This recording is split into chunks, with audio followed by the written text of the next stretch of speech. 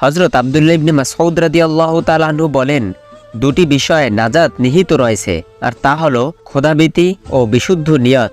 আর দুটি বিষয়ে ধ্বংস নিহিত রয়েছে, আর তা হলো হতাশা ও আত্মম্ভরিতা বা নিজ কাজকর্মে নিজেই মুগ্ধ হওয়া। হযরত ওয়াহাব ইবনে মুনাব্বিহ রাহমাতুল্লাহি আলাইহি থেকে বর্ণিত, তিনি বলেন, পূর্বযুগে এক বুজুর্গ ব্যক্তি ছিলেন। তিনি ৭০ বছর আল্লাহর ইবাদত বন্দিগি করেছেন। এমনকি প্রত্যেক শনিবার তিনি রোজা রাখতেন। একদিন তিনি আল্লাহর কাছে তার একটি প্রয়োজনের জন্য দোয়া করেন, কিন্তু আল্লাহ তাআলা তার প্রার্থনা মঞ্জুর করলেন না। তখন তিনি তার নফসকে লক্ষ্য করে বললেন, হে নফস, যদি তোমার মাঝে কোনো কল্যাণ থাকতো তাহলে অবশ্যই তোমার প্রতিপালক তোমার এই দীর্ঘ ইবাদত বন্দিগির কারণে তোমার দোয়া কবুল করতেন। তখন সাথে সাথে আসমান থেকে একজন ফেরেশতা নেমে এসে বলল, হে আদম সন্তান, যে সময়টিতে তুমি তোমার নফসকে লাঞ্ছিত ও অপমানিত করেছো তা তোমার বিগত ৭০ বছর ইবাদতের চেয়ে আল্লাহ তাআলার কাছে অধিক প্রিয়। হযরত ওমর ইবনে খাত্তাব রাদিয়াল্লাহু তাআলা আনহু থেকে বর্ণিত, তিনি বলেন, তওবা বিশুদ্ধ হবার নিদর্শন হলো পাপ সম্পর্কে সচেতন থাকা। নেক আমল বিশুদ্ধ হবার নিদর্শন হলো আত্মম্ভরিতা থেকে মুক্ত হওয়া। আর শুকরিয়া আদায় বিশুদ্ধ হবার নিদর্শন হলো ত্রুটি বিচ্যুতি সম্পর্কে জ্ঞান থাকা। হযরত আয়েশা সিদ্দিকা রাদিয়াল্লাহু তাআলা আনহা থেকে বর্ণিত, এক ব্যক্তি তার কাছে এসে জিজ্ঞেস করলেন, আমি কখন বুঝবো যে আমি ভালো কাজ করেছি? তিনি উত্তর দিলেন, যখন তুমি বুঝবে যে তুমি মন্দ কাজ করেছো। লোকটি আবার প্রশ্ন করলেন, আমি কখন বুঝবো যে আমি মন্দ কাজ করেছি? আম্মাজান আয়েশা সিদ্দিকা রাদিয়াল্লাহু তাআলা আনহা বললেন, যখন বুঝবে যে তুমি ভালো কাজ করেছো। হযরত মাসরুক রাহমাতুল্লাহি আলাইহি থেকে বর্ণিত, তিনি বলেন, মানুষের জ্ঞানী হবার পরিচয় এতেই যথেষ্ট যে সে আল্লাহকে ভয় করবে, আর মানুষের মূর্খতার জন্য এতটুকুই যথেষ্ট যে সে নিজের আমলের কারণে নিজেই সন্তুষ্ট হবে। প্রিয় সুধী, বর্ণিত আছে, একদিন হযরত দাউদ আলাইহিস সালাম নদীর তীরে গিয়ে সেখানে ১ বছর ইবাদত বন্দিগি করেন। এরপর তিনি মোনাজাত করে আল্লাহ তাআলার কাছে বলেন, হে আমার রব, আপনার ইবাদত করে করে আমার পিঠ বাঁকা হয়ে গেছে। আপনার ভয় কেঁদে কেঁদে আমার দৃষ্টিশক্তি দুর্বল হয়ে গেছে, অশ্রু নিঃশেষ হয়ে গেছে। সুতরাং আমি কি এখন জানতে পারবো না যে আমার পরকালে পরিণতিটা কেমন হবে? তখন আল্লাহ তাআলা একটি ব্যাঙের কাছে এই মর্মে নির্দেশ পাঠালেন যে, হে ব্যাঙ, তুমি দাউদের প্রশ্নের উত্তর দিয়ে আসো।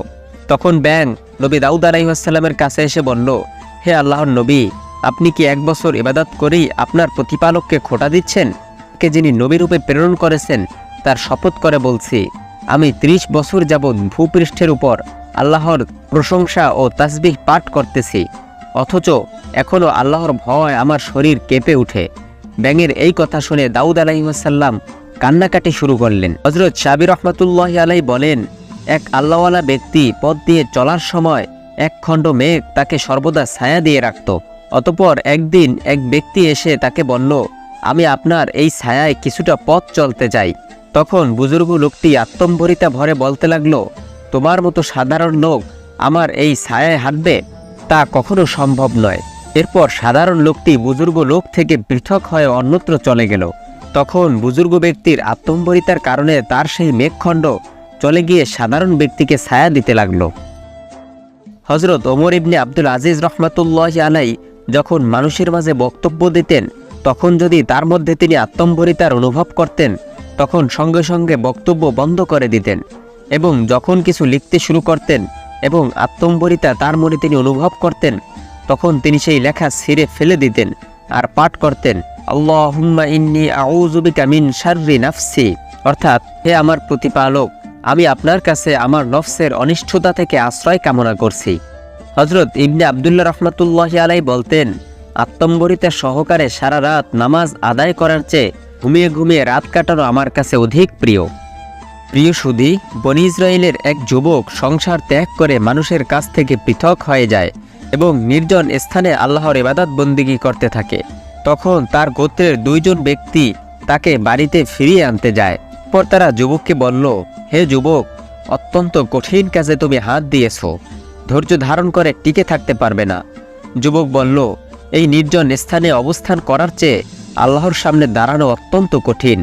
তারা বলল, তোমার আত্মীয় স্বজন রয়েছে, তাদের সংস্রবে থেকে ইবাদত বন্দিগি করাই তোমার জন্য উত্তম। যুবক বলল, যদি আমার প্রতিপালক আমার সম্পর্কে সন্তুষ্ট হন তাহলে তিনি আমার আত্মীয় স্বজনদের আমার উপর সন্তুষ্ট করে দিবেন। এরপর তারা বলল, হে যুবক, তুমি একজন মানুষ, তোমার তেমন কোনো অভিজ্ঞতা নেই। আমরা এই বিষয়টি পরীক্ষা করে দেখেছি, আমাদের ভয় হচ্ছে যে তুমি আত্মম্বরিতায় ডুবে যাবে। যুবক উত্তর দিল, যে তার নফসকে চিনতে পেরেছে তাকে আত্মম্বরিতা কোনো ক্ষতি করতে পারবে না। তখন তারা একে অন্যের দিকে তাকিয়ে বলতে লাগলো, নিশ্চয়ই যুবকটি জান্নাতের সুঘ্রাণ পেয়েছে, তাই সে আমাদের কথা গ্রহণ করবে না। এরপর তারা নিজ নিজ বাড়িতে চলে গেল। প্রিয় সুধী, আত্মম্বরিতার ভয়াবহতা থেকে বাঁচতে চাইলে আমাদেরকে 4টি কাজ অবশ্যই করতে হবে। আর তা হলো, প্রথম, মনে করতে হবে যে নেক কাজের তৌফিক আল্লাহ তাআলার পক্ষ থেকেই হয়েছে, ফলে মনে কৃতজ্ঞতার ভাব সৃষ্টি হবে এবং আত্মম্বরিতা দূর হয়ে যাবে।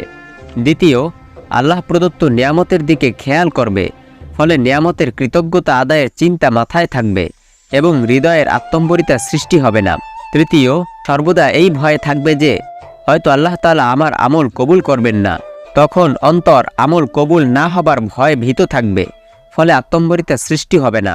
চতুর্থ, পূর্বে কৃত গুনাহসমূহের দিকে বেশি বেশি খেয়াল রাখবে, ফলে সর্বদা নিজের পাপের চিন্তায় লিপ্ত থাকবে এবং নিজের আমলের কারণে আত্মম্বরিতা সৃষ্টি হবে না।